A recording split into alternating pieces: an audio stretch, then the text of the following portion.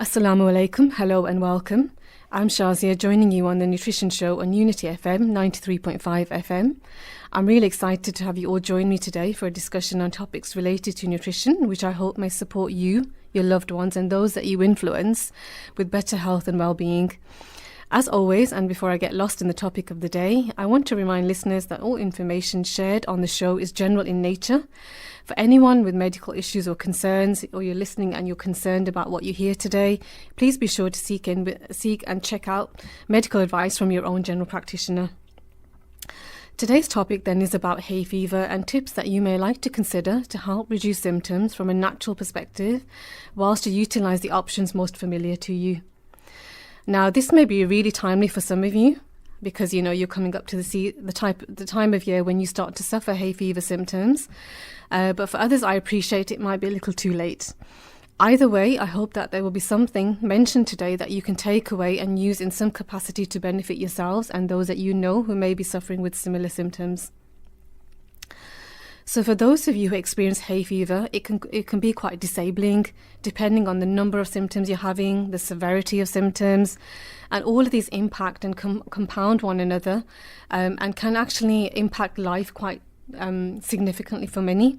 I know I've seen many people who are just really struggling to get from day to day in the peak of the summer, because they just can't stop sneezing or coughing. Their eyes are just watering. They look really poorly. Maybe I'm referring to you when I talk about this kind of person. And if you are that person, I hope that there's something today that might be able to help you. Remember that there's always so much help and support out there. Prevention is always better than cure. Try and get in early if you are one of those sufferers.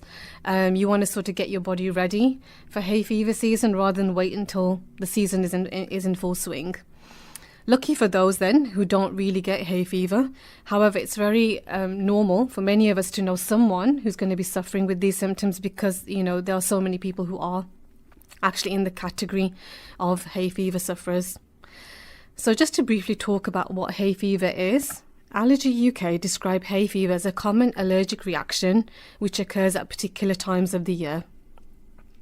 Also referred to more technically as seasonal rhinitis, hay fever shares symptoms with the year-round or perennial allergic rhinitis. In cases of the year-round rhinitis, this is where we're getting symptoms all year round, and it's like having this kind of cold that just doesn't go away. Reactions tend to be due to allergens or due to irritants within the home, and these could include house dust mites, pets, and indoor moles. Whereas hay fever, occurring at certain times of the year, tends to be due to reactions to pollen from grass, from trees and from weeds, and these can start early in spring and progress into the summer months. The worst of symptoms are experienced between late March and September, and these can be aggravated, especially when it's warm, humid and windy, because pollen count tends to be highest at these times. The NHS website highlights symptoms of hay fever to include, and these are not exhaustive, sneezing and coughing, a runny or blocked nose, itchy red or watery eyes, itchy throat, mouth, nose and ears, loss of smell, headaches, earaches and feeling tired. So there's a whole host of symptoms there that you just don't want to have, especially when you want to try and be enjoying the summer months, and we wait for the summer all year round. It doesn't tend to come early enough for most of us, and it doesn't seem to last long enough either. So I can understandably, it can be quite a miserable time of the year. According to the Met Office, hay fever season in the UK starts with tree pollen, and this is usually from late March to mid-May, so this now is in full swing. Grass pollen has two peaks, surprisingly, lasting from mid-May until July, so now we're approaching this phase. And weed pollen tends to kind of come in later on in the summer months, from the end of June through to September. Around 25% of people are affected by tree pollen, but most are actually allergic to grass pollen. So if you're familiar with my work, I tend to talk a lot about getting out in the green and enjoying nature. Finding a green space, I find it incredibly relaxing. I find it so helpful to bring that stress level down on a daily basis. Unfortunately, this may be problematic advice for those of you who are hay fever sufferers, especially when it's not so well managed. I mean, for those of us who are like cutting the lawn now, that's a problem as well. So it's understandable that, you know, these kinds of things that we look forward to at this time of year can be, you know, a nightmare for some of us. It's interesting to note that hay fever season may start at different times depending on location. So it's worth doing a bit of research to see when this is for you, depending on where you live. For example, there's a later start and shorter season in the north of the UK, where generally there is less pollen. Urban areas tend to have lower counts than the countryside, understandably due to the amount of greenery. And places inland have higher counts than around the coast. So for you poor folks out there who are really suffering, maybe this could mean a potential move up north, compromising on a place by the coast whilst as inland as possible. I don't know, maybe it could be worth the move. Additionally, other factors such as low temperature, as I mentioned previously, can also change the start date of a pollen season. So now that we're in the know a little bit more about hay fever, how do we manage hay fever? So once again, you know, this is common news to many because a lot of you are all probably already doing this and stocking up on medicines that you need to get you through the hay fever season. I think it's important, though, to discuss for those people who perhaps aren't so familiar or know of others who are suffering so that they're a bit more aware and informed and can share information. Before I get into the options in which people can help themselves with hay fever symptoms, I'd like to just sort of mention once again that this discussion is very much general in nature, so it does not constitute medical advice. For anyone with any health condition related to hay fever or otherwise, any concern that they, you know, is ongoing or just kind of, you know, unsettling in some way, I would always advise you to speak to your own medical practitioner at your earliest opportunity. Of course, your personal safety and well-being during your health journey is our primary concern. So when I worked as a pharmacist, I often spoke to customers and patients about hay fever, particularly at this time of the year. And, you know, our shop floors tended to be flooded with medicines and options to help support patients with managing their symptoms. Alongside advice on medicines and lifestyle changes to reduce symptoms, there were, you know, often sort of discussions related to preventative means to help support reduce hay fever, as well as what people could do in the longer term as well. Whether that meant stocking up on nasal sprays, seeing a doctor, you know, it was quite disabling for many people, and you know, it was that was the reason why people used to approach the pharmacy teams to get some advice. Now, oftentimes treatments like antihistamine eye drops, tablets, nasal sprays, you know, these were the go-tos alongside natural remedies that were available to buy to prevent pollen getting into the nose, for example, to help with the itchy, watery eyes, sneezing, and or a blocked nose. But you know, every individual presented was questioned to make sure that these kinds of treatments were suitable for them. Obviously, we used to go through questioning to make sure that they weren't on any other medicines, that they weren't sort of any other concerns that would make us kind of think about referral to a medical practitioner.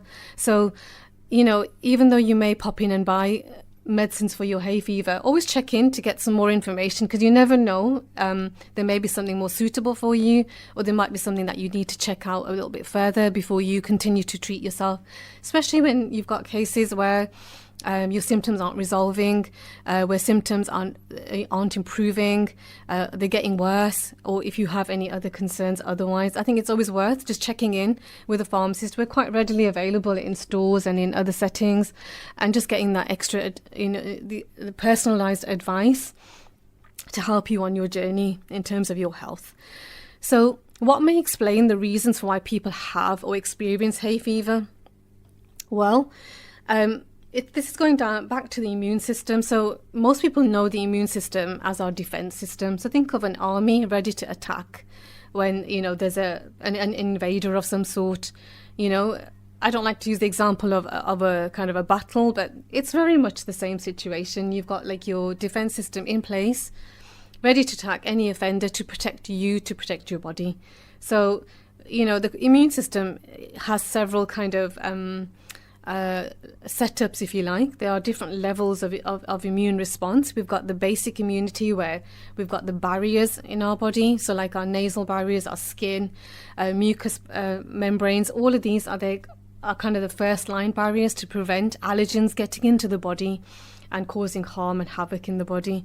And then we've got the immune cells as well, which have a more complex role. I'm not going to go into the details of the immune system, but what I need you to understand is that the immune system is our defense system. And this is where hay fever kind of comes in, because the defense system, the immune system, is being triggered by something and then setting off these reactions. Now, particles or allergens means something that is going to be triggering an allergic response, can include pollen, dust mites, dander, etc. And the immune system is picking these up, is detecting these in the body, and is then raising the alarm, so to speak. And it's doing this in several ways, including the reactions that we see, which then look like hay fever symptoms. So the immune system will produce antibodies as a result of this interaction to the allergen, to the incoming particle, and this results in the release of a chemical substance called histamine. And the idea is that this histamine release will inevitably result in a number of sort of processes which will get the body back to its normal working order, so getting rid of this allergen effectively. Now, histamine release is what causes symptoms of hay fever, including the sneezing, the watery eyes, and the itching. So this is why we use antihistamine, so you can see where the word is now coming from. It's kind of like trying to dampen down or stop the release of histamine, so we're not getting these reactions as a result. Now, some people may present with hay fever and other allergies due to an imbalance in the immune system. And an amazing piece of information that I came across when I was studying nutrition was that between 70 to 80% of the immune system lies within the gut. So I didn't know this when I was practicing as a pharmacist. It's something that I learned later on. And this helped me to understand why the gut, therefore, plays an essential role in supporting a healthy immune system, and therefore the way in which it will respond to these foreign particles, because it's kind of almost an exaggerated response. We don't really need the immune system to kind of respond in this way. However, it's doing the best it can to protect us from what is perceived to be a harmful substance entering the body. I'm going to talk a little bit more about gut and immune health after the break, so please stay tuned for that. But what I also want to just kind of mention now is that hay fever produces an inflammatory response. So the linings of our nose, of our eyes, of our throat, they get inflamed. They're kind of producing this excessive mucus.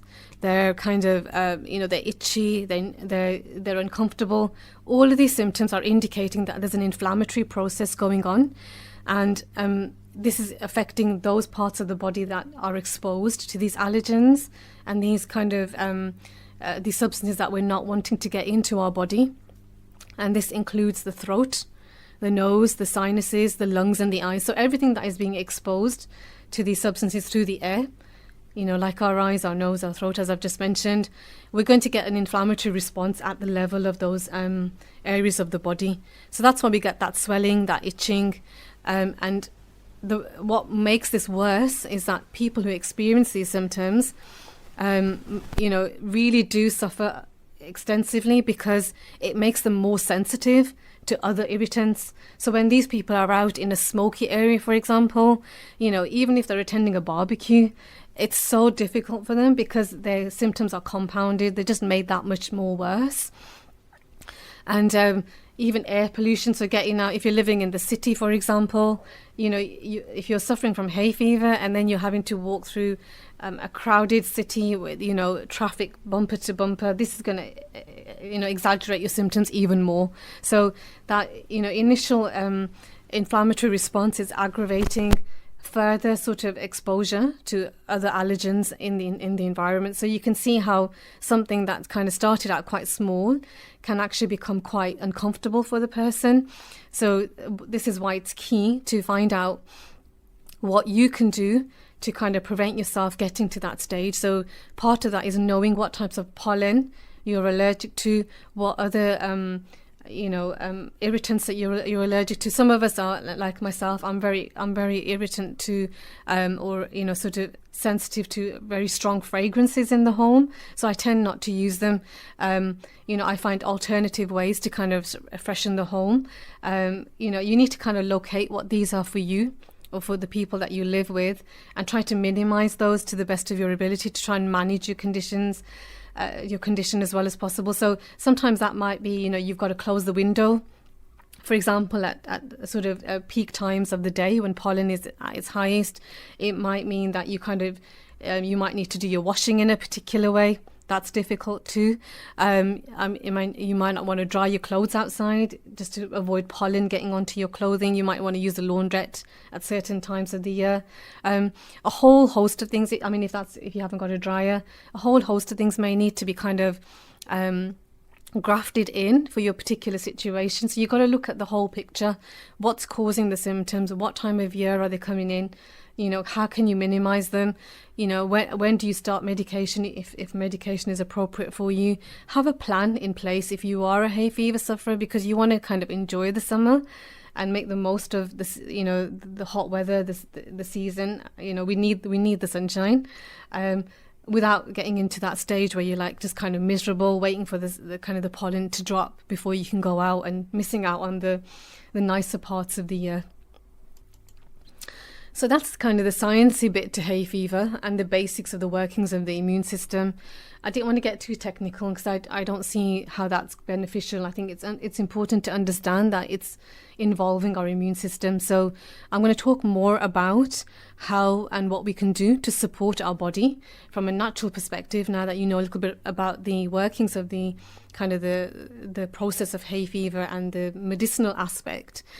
So I'll do this after the short break. Please stay tuned for more. So you're listening to me, Shazia, on the Nutrition Show on Unity FM 93.5 FM. Back with you shortly.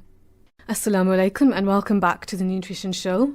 You're joining me, Shazia, on Unity FM 93.5 FM. So we'll be diving into tips to help us support our body when it comes to hay fever from a natural perspective. Just a reminder that our discussion is for information purposes only and does not in any way constitute medical advice. For any health issue or concern that you may have, please do consult your own medical practitioner. So, what natural ways can we consider to help support our health if we're suffering from symptoms of hay fever? So, prior to the break, I mentioned that 70 to 80% of the immune system lies within the gut. So it makes sense then to look at what we can do to improve gut function. So the health and the kind of the well-being of our gut is paramount, therefore, in managing hay fever. I also mentioned that hay fever causes inflammation. So it makes sense there to look at ways that we can reduce inflammation from a dietary perspective. How do we do this? Well, first of all, what we can try to do is support the gut and the immune system from a dietary perspective by limiting and avoiding in the longer term foods that we know may be harmful to the gut and therefore to the immune system. And these include, but are not limited to, sugars as the first one I'd like to mention. So sugars, particularly in their refined form, so this is the white powdery stuff that we're all familiar with, can be extremely harsh on the body in many, many ways.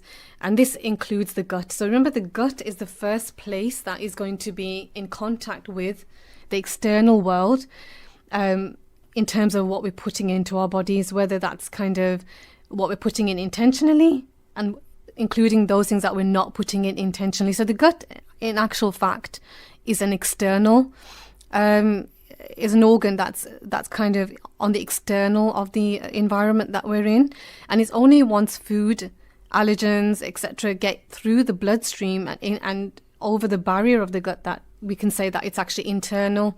So I hope that makes sense. That does sound a bit confusing. So if you think of a toilet roll, so you've got the inside of the toilet roll, that's the inside of the body, but then you've got the outside of the toilet roll, which is the external. So we've got to get food items. So how do we do this from a dietary perspective? Well, the first thing we want to do to enhance our immune system and gut health is to try to limit and avoid eventually those foods that we know will be harmful to the gut and therefore the immune system on a long-term basis. And these include, but are not limited to, number one, sugar. So sugar in its refined form in particular, so I'm talking about the white powdery stuff that we're all kind of familiar with for cakes and biscuits and things, can be very problematic when it comes to gut health, immune health, and other body systems as well. So what we want to try and do is to kind of limit these foods. So I did talk on one of the shows about the way sugar is actually labeled on food products. So manufacturers will actually use sugar in their food items, and the name that they come under can actually be one of at least 50 to 56 different names. So you may not recognize sugar as sugar on your label, but it may be noted under a different name. So it pays dividends for you to actually do some research as to what these names may include, so that next time you're shopping for foods and you have time to look at the label, which I think is a really key thing to do at some point, whether it's once in a while when you've got that extra time, to make sure that you can start to become familiar with the names that sugar can be included in under. So sugar is quite a difficult one, and it's one of the ones that I work with my clients, because it's addictive. We have to try and get people off sugar, and it's a gradual process. So sugar in and of itself needs to be limited and minimized over the long term. And if you're wondering how honey, maple syrup, coconut, date sugar fits into this, they're better alternatives, but they're still sugars. So you still want to limit these as well. But if you're transitioning, and that is the most sensible way to do this, over to sort of a sugar-free diet. And when I say sugar-free, I'm not talking about alternatives. I'm talking about trying to limit your sugars on a long-term basis. These can be suitable interim measures that you can put in. Again, the idea is to come off those slowly as well and use them sparingly. I mean, there are other options like xylitol, erythritol. Worth doing some research on these options. I mean, I know some of these are sort of classed as zero calorie, amazingly sweet options that you can try. But again, do your own research as to your own opinion on these, because what we're trying to do is get ourselves to wholesome food eating. So we want to try and eat from the earth as much as we can, foods in their natural whole form. So you got to see it as a journey. It's kind of getting yourself from where you are to that kind of, it's not even a destination, it's something that's work in progress. But that's what you're trying to get towards. Refined carbohydrates, number 2. So these are like your white breads, your pasta, your pastries, your pies. So these are also kind of on the list of foods that can be quite harmful to the gut and therefore to the immune system. So again, what we want to try and do is to kind of limit these foods. Easiest way to do this is to substitute with the better alternatives. So if you're doing white breads, you might want to consider wholemeal, sprouted breads, sourdoughs as examples. You want to try and work your way towards kind of limiting these foods slowly and gradually. And you want to sort of see how your body responds to these on a longer term basis. Do one thing at a time. Don't kind of overwhelm yourself. Remember, this is a journey. It's not something that you do overnight. Going cold turkey never works. It hasn't worked for me, making any transitional changes. It's something that you've got to be kind to yourself with. Make it small, make it manageable, and work your way sort of to a palate that's kind of more favorable to your body. And this takes time. So it's about finding something that you like to have as an alternative, but it's also more nutritious to your body. Number 3, fried foods. Now, there's a whole kind of, thing about fried foods. Again, fried foods are very addictive. So, they're stimulating pleasure centers in our brain, which is why we want more of them, and why we get such a buzz out of consuming foods that are fried, that are high in sugar. And it's about kind of managing that addiction from a dietary perspective, and something that you can do gradually. So again, it's the deep fried that are the most problematic. We tend to use the oils that are the most kind of inflammatory when we're deep frying, so that's kind of where some of the problems are coming in. Obviously, using the air fryer is a much better alternative. Again, what it means is that the answer? Do you stop there at air frying? It's something that needs more, kind of discussion. For me, I would see as it's an alternative. It's a great way to sort of start your journey. And, really the question is how you bring in other cooking methods, how you rotate the cooking methods. So steaming, poaching, baking, raw food when you can tolerate it, all these kinds of other methods that are out there that are perhaps underutilized, sauteing, the question really is, what else can I do? What else am I missing out on? And what else can I try to see, and find ways that my body will respond in a way that's more kind of better for longer term good health, rather than sort of saying that I've done this and that's the solution. So it's never kind of stopping when you've made a good change. It's always progress, little by little, always kind of optimizing the situation compared to where you were previously. Number 4, for those of you who perhaps are more kind of into your fast foods, again, deep frying comes into that, and in particular processed foods in terms of prepackaged, ready to eat meals. Those are where you need to start looking at whether they're serving your body or not. Occasionally I can understand, you're tired, you've come home from work and a ready meal goes in the microwave and that's your dinner.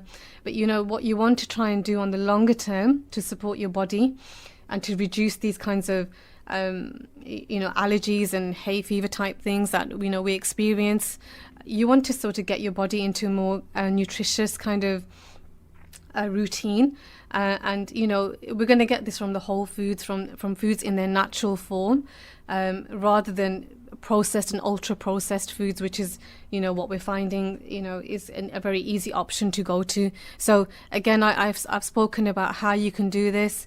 One of the ways is to batch cook. One of the ways is to kind of invest in very basic kitchen equipment like your smoothie maker, your pressure cooker, and finding that routine. It's establishing a routine where you can make these part and parcel of your day-to-day life, because if you're struggling and you're finding this a chore, it's just not going to happen. And it's a discussion I have all the time. I mean, I was speaking to a lovely lady yesterday on a call, and she'd done a lot of studying with nutrition over the years, and she was mentioning a very key point, and it was very much kind of psychological and behavioral more than the actual food itself.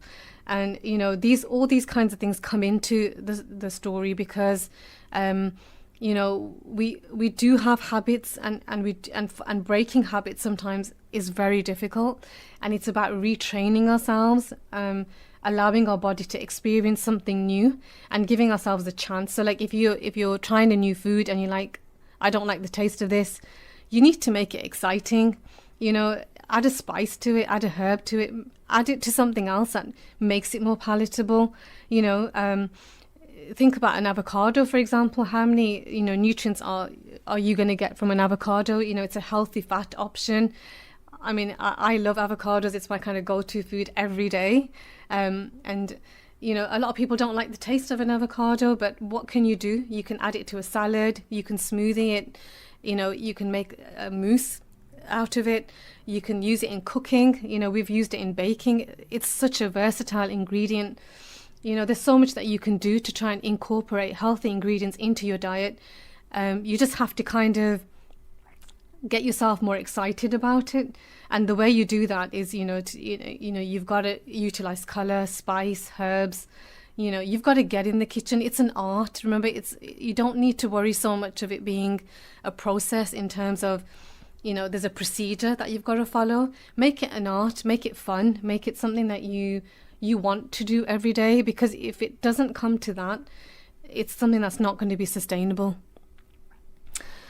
So on the flip side of this, then, we can, by reducing foods that are causing or contributing to inflammatory processes, we can think about foods that then reduce or support an anti-inflammatory kind of situation in the body. So we can increase consumption of foods that have an anti-inflammatory effect. And these include, again, not limited to omega-3 rich foods. So think about fish. If you're able to tolerate fish, think about the smashed fish. So that's your salmon, mackerel, your anchovies, your sardines, your herring. These are all fish that are going to give you that anti-inflammatory component, your omega-3, that a lot of us are actually quite deficient in.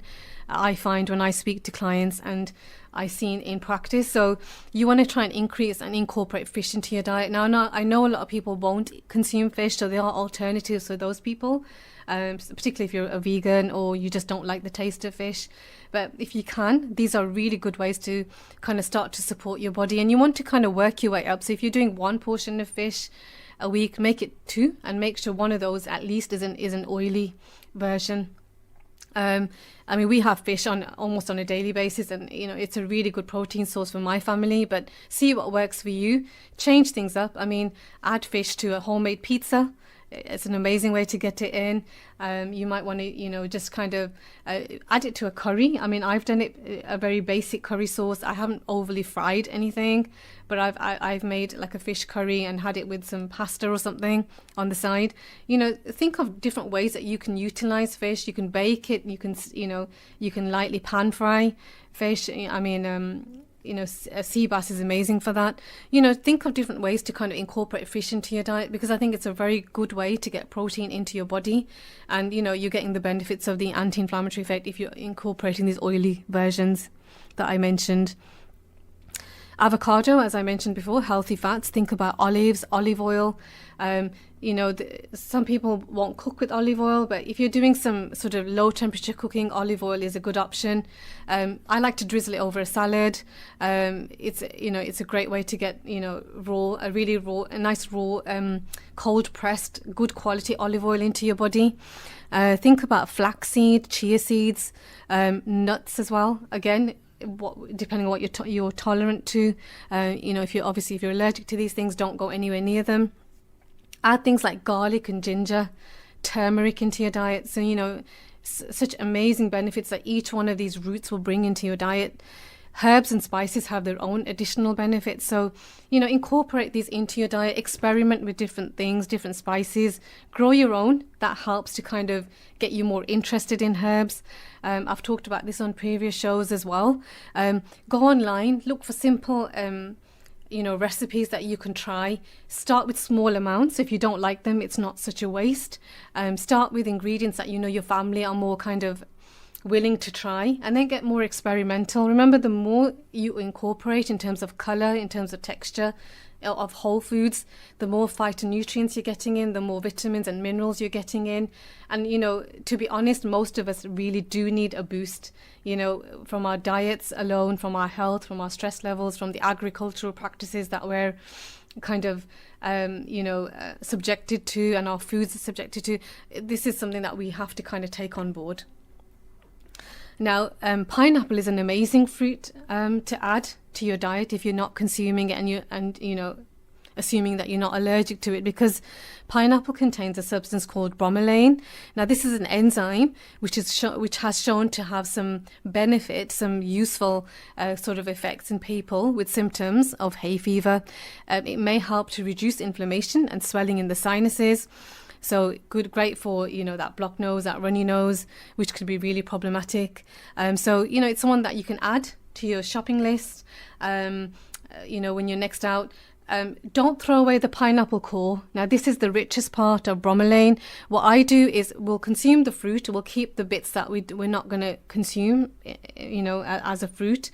So the core and other bits of the pineapple which aren't so nice.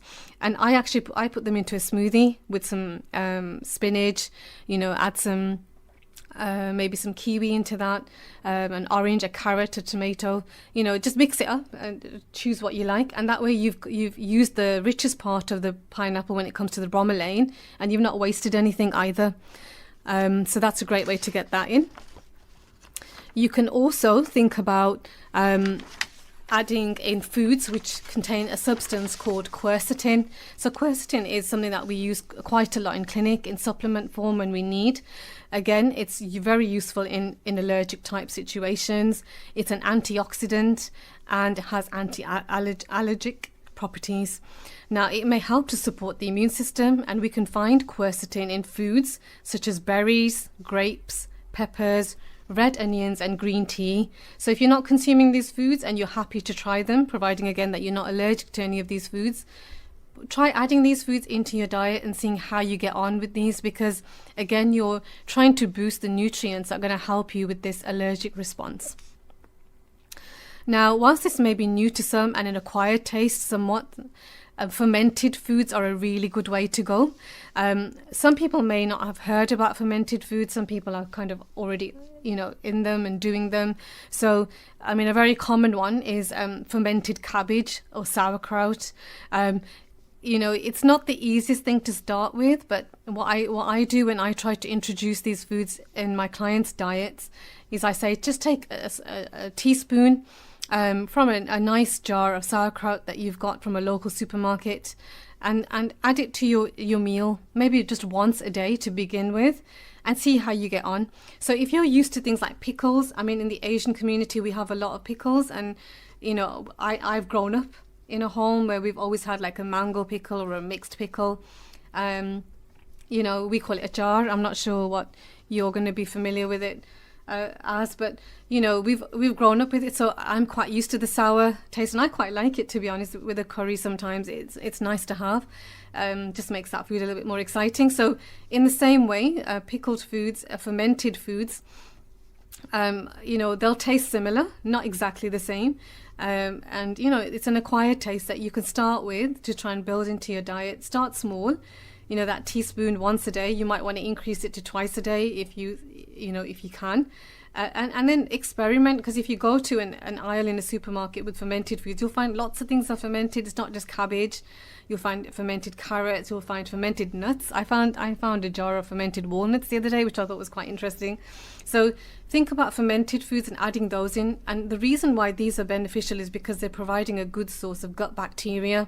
Now, I can talk a whole lecture on the gut and the bacteria that we carry in the gut. So this is known as the gut microbiome. So this is a new area of science that's up and coming, and we know that the gut microbiome is very integral to good health. So what we want to try and do is we want to kind of ensure that we've got lots of good bacteria in our gut, because of these friendly microbes are actually doing a lot of benefit for our health. And maybe I'll do a talk on the gut microbiome at some stage without overcomplicating it, but we need to kind of nurture our gut. So think of it as the terrain, think of it as the soil that's inside us. And we want to kind of make sure that we're keeping them happy and healthy so that they serve our bodies. They have a lot of benefits. They produce, hormones. They produce vitamins for us. We need to make sure that we're looking after them and not destroying them with the way that we're eating and we're consuming foods. So that's what we're trying to do when we're incorporating fermented foods. And some of the fibers that we also consume are also feeding our gut bacteria. So I'll talk more about this perhaps at some point as well. But that's what we're trying to do. So make it something that you can, consume on a regular basis. Some people might find these difficult to consume, and I can totally understand that. And these are people who might want to then try probiotics in supplement form. So probiotics are essentially what they are. They're the bacteria that, the beneficial bacteria that our body is going to sort of, benefit from. And you might want to do probiotics as well as fermented foods. It very much depends on your individual kind of circumstance. This is where it's worth speaking to a professional to get some advice. But I would always go food first to see how that works for you. And the strains of bacteria that we know can be beneficial include the lactobacillus and bifido strains. And what we want to try and do is to make sure that the good bacteria overpopulate or override the bad bacteria. So we've got a combination. We've got bacteria, we've got fungi, we've got viruses, we've got a whole load of microbes in our gut. And we want to make sure that the good ones outnumber the bad ones so that we're getting the health benefits that they will actually allow us to have. Needless to say, then improving the diet is going to help us to get those much needed vitamins and minerals. So, I've talked about consuming greens and I've talked about consuming fruits as well. We should always try to make the greens or the vegetables the sort of the heavier side of the scale, if you like, because what we want to try and do is to get the fibers, the vitamins, etc., and not go so heavy on the sugars, which we tend to get from the fruits instead. Vitamin C is an essential, to help support our immune system. Vitamin C is a water-soluble vitamin. It doesn't sort of linger in the body like this fat-soluble vitamins do, so we need to consume this on a daily basis. Vitamin C is antioxidant, and we get it from foods such as fruit and veg, and you can sort of incorporate things like strawberries, kiwis, citrus, fruits, bell peppers, and greens such as broccoli. All these will help you to get your vitamin C on a daily basis. Now, vitamin C supports the body like a natural antihistamine, so therefore it can also help with that inflammation that we get in the body as a result of hay fever. So, think of incorporating these foods on a daily basis into your diet to try and support your body from a natural perspective. A really interesting food group that I learnt about when I was studying nutrition, perhaps because I was never really interested in fungi before, was medicinal mushrooms. Now, medicinal mushrooms have got a whole host of benefits, and it's something that I would encourage everyone to do some research on. I never cease to be amazed by the benefits of medicinal mushrooms, and it's something that we should incorporate on a day-to-day basis, whether you consume them in their raw and natural form. I personally find mushrooms quite difficult to consume, so I tend to put them into a stir fry or a soup, and I also utilize the powders as well. So try and go organic when you can. Obviously, that's an additional cost, but work within your means. But try to make medicinal mushrooms part of your diet as well. So look at recipes where you can incorporate them, add them to a pizza, add them to a stir fry. Like I say, if you don't like the taste so much, a soup is a great option as well. And the reason why these are so beneficial is because they contain a compound known as beta-glucans. And what they do is they stimulate the immune system and make it more efficient, whilst helping the growth of good gut bacteria. So I've talked about gut bacteria already today. So again, this is another way that you could support the gut microbiome. Reishi mushrooms, for example, may help reduce histamine release and therefore reduce symptoms. They have multiple benefits. I would definitely put these onto your list of foods to try to consume. I think you can start getting these in supermarkets now. If not, you can obviously look further afield. Specialist stores will certainly stock them. Start small, build up, and add variety, because you'll get multiple benefits when you go for a combination. So most people are already are aware of the lifestyle modifications that you can make, like avoidance of allergens where possible, cleaning, etc., like I already mentioned, and other things that we can try and include. So another option, if you're not aware of it, is where you can add a humidifier into your room where you're seated and increase the moisture in that room. So what this will do is to kind of reduce that kind of blocked up feeling that you might have. So very much as you would do if you've got a cold, you want to kind of moisture the airways to help that breathing easier when you're bunged up, when you've got that that feeling of congestion in the nasal and the sinus area. Also helping to relieve itchy eyes, congestion and coughs. Essential oils can also be used. For example, lavender, eucalyptus, peppermint and tea tree. Of course, look into whether these are suitable for yourself personally, because there are certain situations where they're not beneficial or they're contraindicated. You can incorporate these alongside your dietary measures and changes to help support your symptoms. There's a lot that you can do from a lifestyle perspective when you want to kind of reduce or limit exposure. So try and look at what works for you and build those in. So we can also support our immune system from a vitamin D perspective. So vitamin D is not just a vitamin, it's actually got sort of pro-hormone effects. It's so essential, probably very underrated. I know when I work with my clients, I make sure that vitamin D levels are optimized regardless of what they've come to see me about. Vitamin D is what we know as an immune modulator. It has an effect on the immune system. So it pays dividends to have these levels checked and corrected. It's so easy to do in the majority of cases. A lot of people are actually deficient. If you're like me and you cover up, we don't get a lot of sun exposure anyway.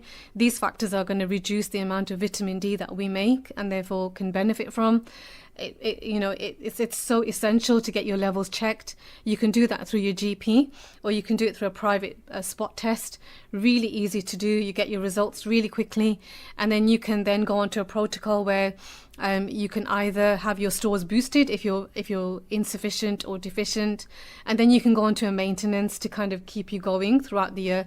To be honest, I find most of my clients need vitamin D consistently. It's just making sure that the levels for you are monitored, checked, monitored, and then corrected to the level that you require personally. Looking further afield, homeopathic and herbal remedies are also in place to help support the immune system and the gut to help with hay fever.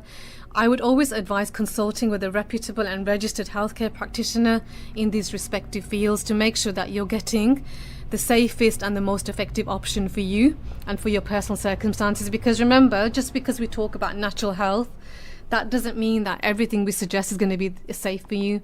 I still have to do interaction checking when I work with a client. If they're on medication, I need to check that the supplements I put in for them are safe for them whilst they're taking medication. In the same way, homeopaths and herbalists will do the same thing. They'll check to see that that particular remedy is going to work for you, is going to be safe for you, is going to be effective for you, and most importantly, that it's not going to cause you any harm, because the idea is that we're building on health rather than regressing and making your health worse than it was when you started. I would sort of say that, take all of these things on board, research into each one, make sure that they work for you. There are some things that we can all do safely and effectively. Other things, I would always say, consult with a practitioner. Many people have free resources available, so you can always utilize those first. But I would always say that if you are looking for more personalized support, then that's when you need to speak to someone who's registered and reputable in their field, and get that additional advice to make sure that you're doing the best that you can for your particular situation, for your family, for anyone that you're looking after. I hope that what you've heard today has been insightful and get to looking into what could work for you while seeking support from your own healthcare provider. Like I said, today's discussion was very much general. It does not constitute medical advice in any shape or form. It's there to kind of get you started, to get you thinking, to get you looking and, becoming your own health advocate first and foremost. As always, I would love to hear your thoughts, and I appreciate all feedback. I'm still learning. I'm still new to this. Sometimes I feel like I'm getting worse and better, but my passion is what's driving me. All feedback is always greatly appreciated and most kind of positively received. I'm grateful for another opportunity to connect with you. This is Shazia on the Nutrition Show on Unity FM 93.5 FM. I look forward to joining you again on another session soon. Take care until next time. Wassalamu alaikum.